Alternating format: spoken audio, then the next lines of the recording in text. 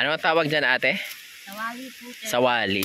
Sawali. Ito po yung mga ibinibinding. Hindi ba siya Hindi ba siya yung binubukbok? Depende po naman, sir. Ang ginagawa naman po, sir, nung iba, pagka kabit ng dingding nila, binabarnisan ka agad. Ah, okay. Kaya po, pinapahira ng langis. Langis? Yung langis po ng pinag-anuhan ng mga change oil. Ah, change oil. Po. Para po, hindi na po maano. Hindi na po siya ma-bukbuk. Oo. Alam mo naman, kailangan ating hanap buhay pag may order, pag wala, sige. Magkano naman yan, ate? Tumatawad rin po yung mga bumibili. 350 kada isa? Mura na nga po yun, sir, sa 350. Kaso yung iba po, ayaw rin nilang bilhin ng 350. Bakit? Ay, mahal na po. Yung namimili po dito hanggang 320 lang. Ah, yung mga distributor. Nakakaano lang po kami, sir, pag mga nakakabulto lang po kami, sir, pag mga order. Kasi po, pag sukat, iba na po yung presyo. Pero tumatagal ba yan? Bakit po, sir? Mga ilang taon? Depende po, sir. Basta wag lang po, sir, mababasa. Ah, okay. Ito naman po kasi, sir, pag ito ay nabasa po talaga, naaano po siya kaagad. Sisiwa. Ito nga lang po, sir, ang hanap buhay na matrabaho. Parang normally ata nilalagay yan sa kisame eh. Opo, pwede rin po. Kaya kami.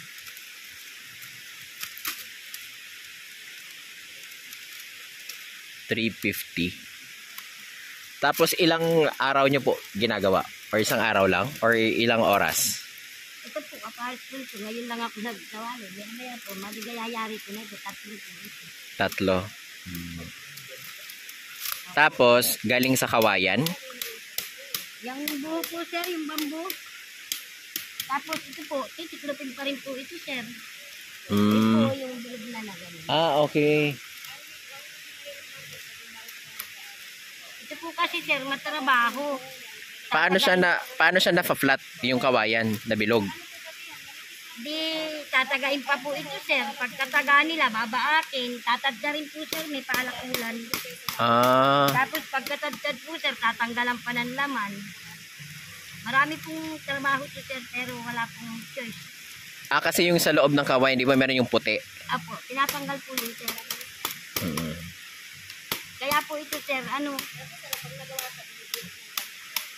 marami pong trabaho ito, sir. Talagang tiyaga lang po, sir, tiyaga lang. Ilang taon na kayo na nagaganyan? Ito na po yung pinagis na namin hanap buhay, sir. Dati po noon, sir, hindi naman po sa pag-aanit po, sir. Dati kami kakainin, maulim. Ay ngayon po talagang pinagbawal na. Oo. Tapos, nasabi niya ate, asawa niya yung dumagat? Bisaya ka ate? Bisalog, sir. Ha? Bisalog, sir. Bakit Bisalog? Nanay ko at tatay kong Bisaya, ako Tagalog. Kasi dito po ako yung anak. Ah, okay. Sa bagay, kasi meron yung Bisakol. Bicolano, tapos Bisaya. Kaya po, sir, ako, Bisalog. Bisalog. Kaya po ang nanay ko. Saan sa Visayas?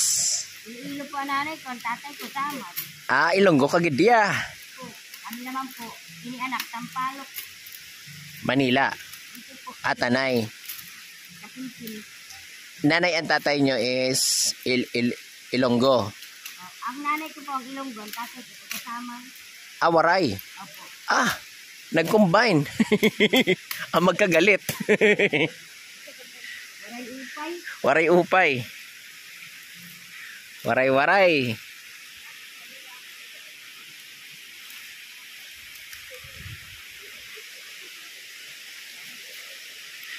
Ilan na anak nyo ate? 3? Tapos, nag-aaral? Tatrabaho na po siya yung luto ko dyan. Tapos na sila. Hindi ka po nakatapos.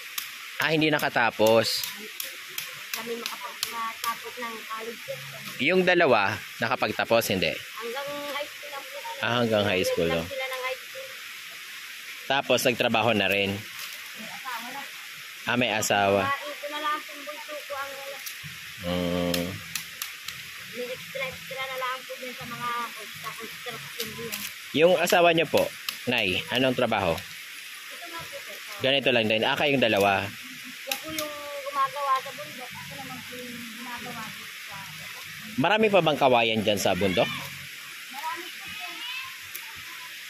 Kasi po sir, yan po naman sir ay kahit natagain ang tagain. Hindi po ito sir na mamatay. Ah, mabilis din tumubo. Tapos po ito sir habang kinukunan nyo, lalong tumusukling. Ah, ah.